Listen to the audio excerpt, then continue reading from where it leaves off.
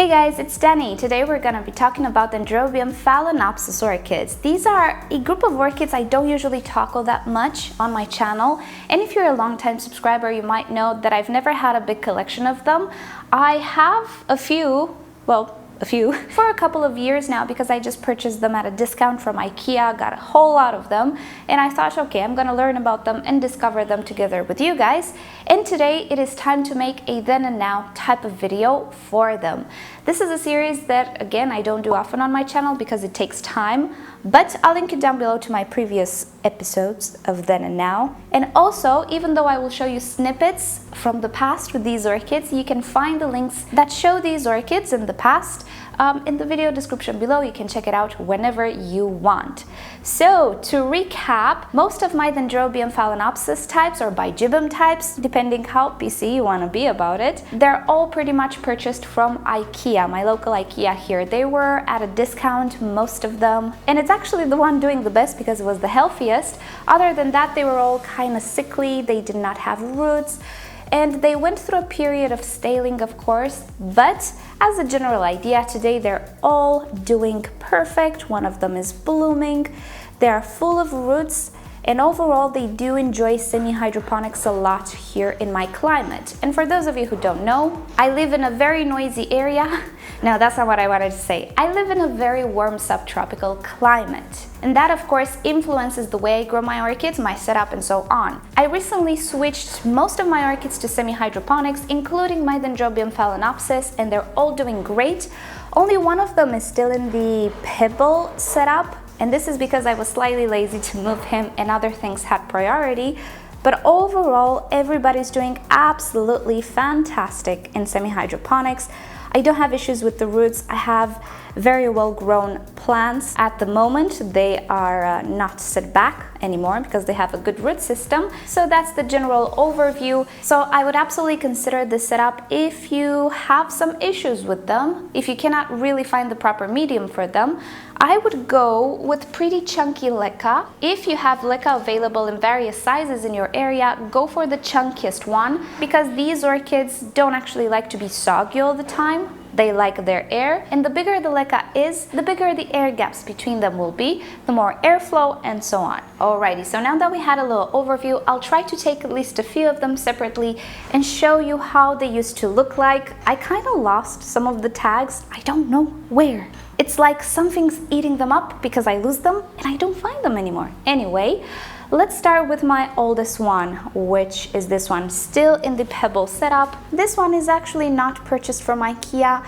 It is a small orchid that was given to me a long time ago by a friend, and you can see how tiny it used to be. These canes were the original, I think this is an original cane, and then everything was produced in my care. As you can see, it produced a big one and then a tiny one. I think this is when we moved here, and then a pretty tiny one and then a bigger one which bloomed last year for me, and this year we're working on the biggest cane thus far.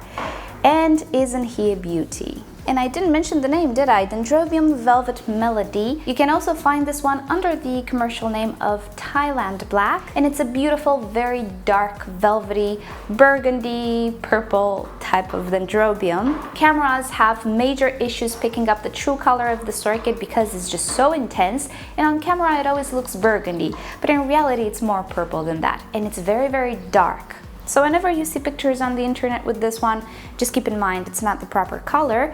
But this guy, as you can see, even in the older setup, he's doing very, very well. It is the dendrobium that goes the reddest, you can see here. And considering the color it has, I'm not surprised. This is anthocyanin, it is a pigment, and amongst other things, such as coloring the flowers, it also has a role in protecting the orchid. This pigment is strongest in strong light, and even though this orchid didn't really receive tremendous amounts of strong light, it still displays it. This is a trait of this particular dendrobium. It has always been this way, and it's absolutely normal. And if you didn't know about this particular trait, now you do, don't freak out. Alrighty then, next up, this is the dendrobium that I actually purchased full price. This is the Purple Happiness, and this actually bloomed last year on that big cane right there. Now, Dendrobium Phalaenopsis sometimes they can get attacked by a sort of bacterial or fungal disease which produces a lot of spots on the leaves.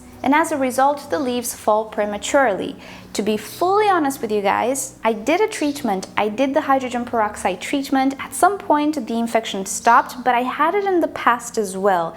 And I discovered that no amount of non-toxic fungicides can actually stop it. What can stop it is just time. It just stops in time at some point, and that is that. If you use a systemic fungicide, which is also toxic for humans, you might be able to control it better. I cannot control it all that well, thus you can see some of the leaves are gone from this orchid, but not all of them, just a few fell there. Everything else looks okay, the new growth is okay, and it's not like I shower my orchids all the time and spread disease. It just happens only with a few of my Dendrobium Phalaenopsis. It happened in the past as well, but the plants don't necessarily seem to be extremely affected, and what's funny is that not all leaves are affected. The older leaves are still okay. That was beside the point. This orchid is again doing very, very well, but this one was purchased with a decent root system. The Purple Happiness was a pretty good looking orchid. You can see this from the pseudobulbs as well. This was an old pseudobulb. This is the pseudobulb it came with. It produced an almost identical pseudobulb, the same length. And then in my care it produced this big pseudobulb, and now it's working on a new one which I hope will be just as big as the one from last year. So this orchid was not set back in any way, and as you can see it was sold before it reached total maturity. That's the thing with orchids that are being sold in flower shops. They don't need to be completely mature, they just need to have some flowers to be sold. And of course vendors rush. So when you get a Dendrobium Phalaenopsis, you can have the surprise to have it grow taller than it initially was. And usually Dendrobium Phalaenopsis grow very, very tall. The next Dendrobium I purchased after the Purple Happiness, but at a discount, was the Blue Happiness. Beautiful, beautiful flowers. Did not rebloom ever since I purchased it, but that's totally understandable. This guy was so set back, pretty much no roots. And look at him today. We have a million roots here. Well, not really, but close, right? We have a ton of roots. And let's see the history. It actually arrived with this cane, which you can see doesn't have a proper shape. And I do believe when this orchid is strong, I'm just gonna cut it because it's a hazard. If stuff stick out from the orchids, there is a high chance I will get them tangled in my clothing, bump into the orchid, drop it on the floor, break the new canes. I don't want that. I would much rather cut the older cane. For now, he's still okay. I'm just waiting for these new growths to mature. So that was the old cane. And then he produced two tiny canes, this one and this one. Look how tiny they are. And then the tiny, tiny canes produced these canes, which are bigger. This one and that one in the back. Again, you can see I had the spotting situation going on, but that's okay, didn't really affect the orchid. And this year we are working on two very good looking and big growths, which I hope will bloom. So the Purple Happiness and Blue Happiness were the two first Dendrobium Phalaenopsis types that I purchased here after I moved, and they're both from IKEA, but all the others now, they pretty much are at a discount. If I remember correctly, they were all in pretty bad shape, and you'll see some of them are still recovering, and that's because they're more recent. Okay, the next one still has a tag. This is the Dendrobium Piranha Chocolate. It is the Dendrobium Phalaenopsis that I had in the past, and I really like the flowers because, and this might be just me, they smell like bananas. And anyway, this orchid again was purchased without roots at a discount, and those were the two initial canes.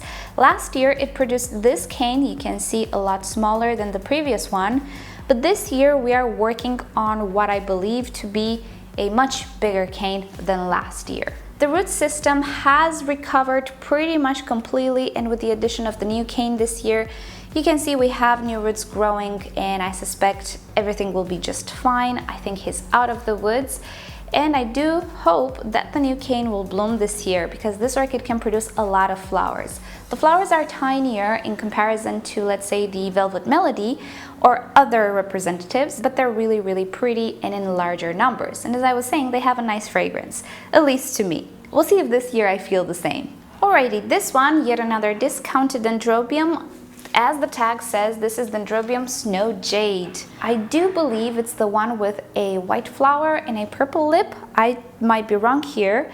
So yet again, we have a very small cane compared to the previous one. This one had some damage. I think it was some sunburn. At some point, I had them very close to the window, and in winter time, the sun is very low. So I think they kind of burned, maybe due to the heat of the window, but it's okay, it didn't spread or anything. It's just cosmetic damage at this point. The new growth this year already has a flower spike, which is a little weird because the growth is not mature just yet. But hey, I'm not going to complain. So again, this one is making quite a full recovery. The root system is starting to look very, very nice.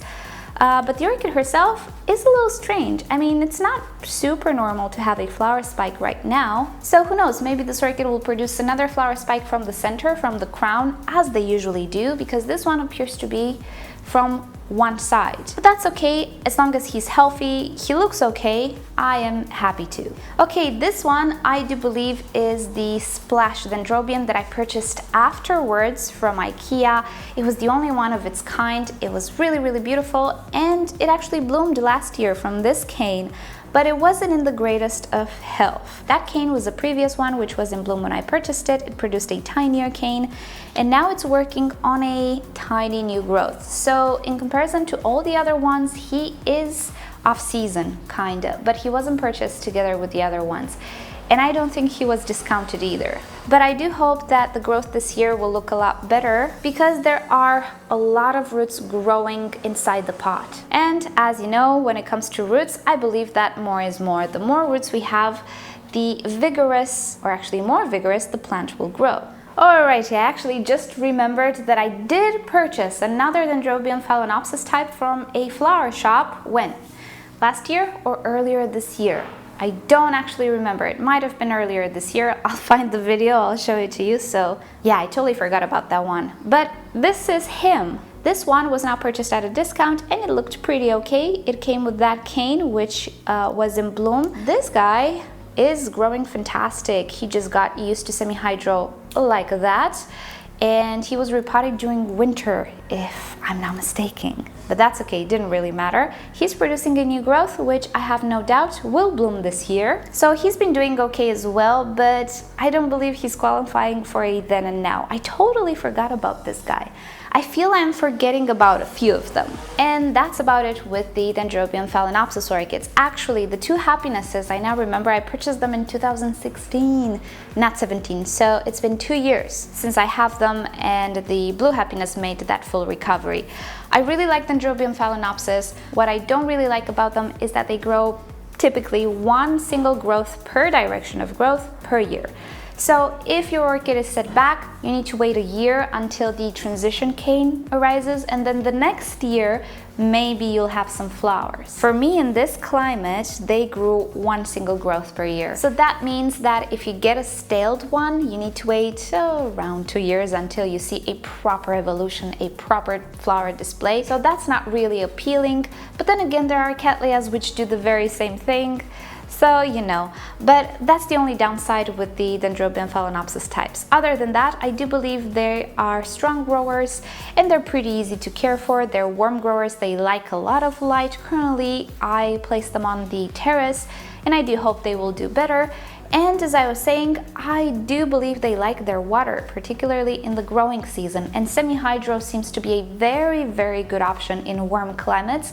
If you can do well with semi-hydro with other plants, I do suspect you will do well with these guys as well.